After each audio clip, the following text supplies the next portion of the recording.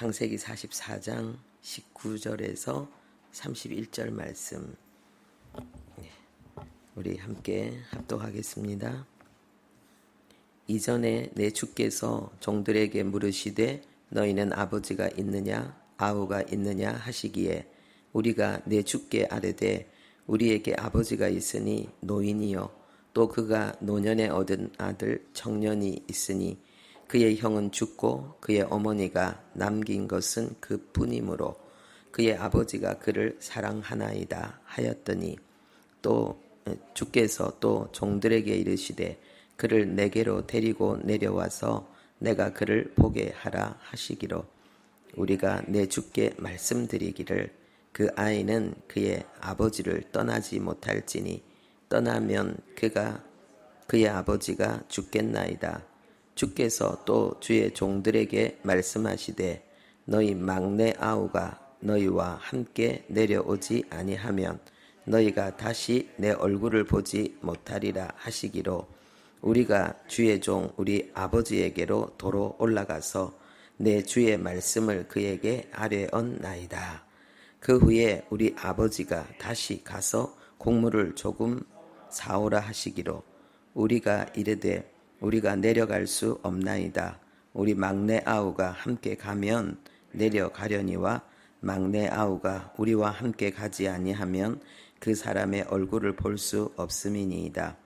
주의 종 우리 아버지가 우리에게 이르되 너희도 알거니와 내 아내가 내게 두 아들을 낳았으나 하나는 내게서 나갔으므로 내가 말하기를 틀림없이 찢겨 죽었다 하고 내가 지금까지 그를 보지 못하거늘 너희가 이 아이도 내게서 데려가려 하니 만일 재해가 그 몸에 미치면 나의 흰머리를 슬퍼하며 수월로 내려가게 하리라 하니 아버지의 생명과 아이의 생명이 서로 하나로 묶여 있거늘 이제 내가 주의 종 우리 아버지에게 들어갈 때에 아이가 우리와 함께 가지 아니하면 아버지가 아이의 없음을 보고 죽으리니 이같이 되면 종들이 주의 종 우리 아버지가 흰머리로 슬퍼하며 수월로 내려가게 함이니이다. 아멘. 네. 제가 평소 때 이게 이제 묵상집인데 아무래도 공부하고 좀 가르치는 그런 부분들이 많아서 그것도 뭐 좋기는 한데 그래도 묵상하는 어떤 부분들을 나누고 싶은데 제가 또 많이 이야기하니까 여러분들에게 그죠?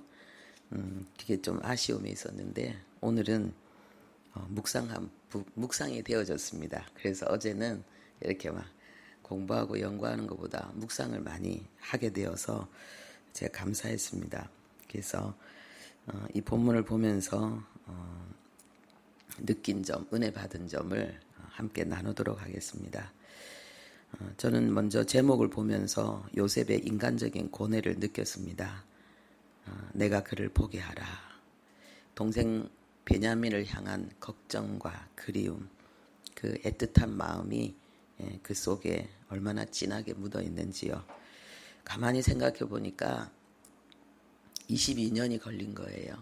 17살에 그 어려운 일을 당하고 애굽으로 끌려와서 30세에 그 총리가 되기까지 13년, 그죠? 그리고 풍년 7년, 그리고 흉년 2년, 다 합치니까 22년이에요. 여러분 22년이라는 세월이 짧은 세월 아니잖아요. 지금 내 나이에 22년을 더해보세요. 그러면 그 세월이 얼마나 긴 세월인지 그 세월 동안 그 베냐민을 걱정하면서 그리워하면서 애타한 그 요셉의 마음을 생각하니까 정말 정말 그 짠했어요. 그런데 그렇게 생각하니까 또 모세의 40년은 그에 비하면 얼마나 더 긴가. 40년 동안 모세는 어떻게 그 광야를 지낼 수 있었을까? 그걸 생각을 하게 되었습니다. 그리고 그 20절에 그의 형은 죽고 그의 어머니가 남긴 것은 그뿐이므로 아버지가 그를 사랑하나이다. 지금 유다가 이 얘기를 쭉 하고 있는데 저는 이 본문을 읽으면서 또 야곱의 인생이 그려졌습니다. 그가 얼마나 라헬을 사랑했는데 그 라헬이 아기를 갖지 못해가지고 힘들어할 때 그것을 또 지켜봐야 됐고, 그런데 낳은 두 아들 중에 제일 이뻐했던 아들이 죽고, 그리고 아내도 죽고 아들도 죽고, 그리고 이제 남은 하나 아들밖에 없는 이 야곱의 삶도 일생도 뒤돌아보니까 얼마나 그 인간적인 쓰라린 고통이 많았는지. 그리고 세 번째로 지금 유다가 이 이야기를 쭉 하고 있는데 아버지와 죽은 동생 요셉, 유다는 동생이 죽은 줄로 알고 있으니까, 그리고 베냐민에 대한 이 아버지의 편애, 이것을 유다가 지금 담담하게 이야기하고 있는 거예요. 그리고 이 본문에는 안 나와 있지만은요, 33절, 34절에 보면은 그래서 베냐민이 돌아가지 않으면 우리 아버지가 죽으니까 베냐민 대신 내가 종이 되겠습니다. 전에는 이 유다가 요셉을 팔았잖아요. 요셉을 파는데 이 유다가 주동자였거든요. 그런데 지금은 베냐민을 위해서, 아버지를 위해서 자신을 파는 그 모습, 베냐민을 못 보고 아버지가 괴로워서 죽을 거라고, 아버지의 고통을 온 마음으로 느끼고 있고 온 몸으로 그 아버지의 고통을 대신 짊어지려고 애쓰고 있는 이 모습, 그러니까 이 유다의 일생이 착 떠오르는 거예요. 여러분, 유다는 또 어땠습니까? 이방 여인과 결혼했고, 그래서 주변에 질타를 받았고, 가족들의, 그죠? 그런데 두 아들이 죽어버리는 거예요. 그리고 또 며느리에게 그렇게 당혹스러운 일을 당하게 되는 거죠. 정말 수치와 수치를, 똥바가지를 몇 번을 뒤집어 쓴 그 유다의 일생. 네. 그런데 이제는, 그리고 또 자기가 그 동생 요셉을 팔았다는 거, 거기에 대한 죄책감이 아마 22년 동안 그 유다는 그 죄책감으로 몸부림쳤을 것 같아요. 고통스러워했을 것 같아요. 좋은 거 먹을 때마다 동생이 생각나고, 종으로 끌려갔는데 어떻게 지내고 있을까. 아마 그런 아픔들이, 말 못할 깊은 고뇌가 그 내면 속에 있었을 것 같습니다. 참 인생은 모두에게 가기 힘든 광야구나. 하나님 앞에 최고의 사랑을 받은 그 믿음의 조상들의 삶이 이렇게 험난하고 힘들었구나. 그래서 지금 우리 믿음의 길을 함께 걸어가고 있는 우리 교우들의 삶도 마찬가지일 텐데, 그래서 서로 정말 위로해야 되겠다, 더 축복해야 되겠고, 더 소중히 여기고 더 많이 사랑해야 되겠다, 그런 마음이 강하게 일어났습니다. 그리고 이 부분은 제 개인적으로는 진실하지만은 여러분들에게는 이걸 말해야 되나 말아야 되나 한참 고민을 했습니다. 그런데 이거 묵상과 나눔이니까 해야 될 것 같아서요. 지금 여러분의 고난은, 고통은 어떤 겁니까? 지금 현재 저의 고난은요, 저는 설교하는 거예요. 설교가 최고의 기쁨 중에 하나고 감사와 감격 중에 하나지만은, 그런데 저는 설교 때문에 늘 고민하고, 그리고 내 자신을 교정하려고 애를 쓰고 늘 몸부림칩니다. 왜냐하면은 더 원색적인 복음을 전하고 싶고, 그리고 더 겸손하게 전하고 싶고, 그리고 더 강한 성령의 역사로 복음이 증거되어지기를 원하기 때문에 이것이 저는 저의 십자가예요. 네.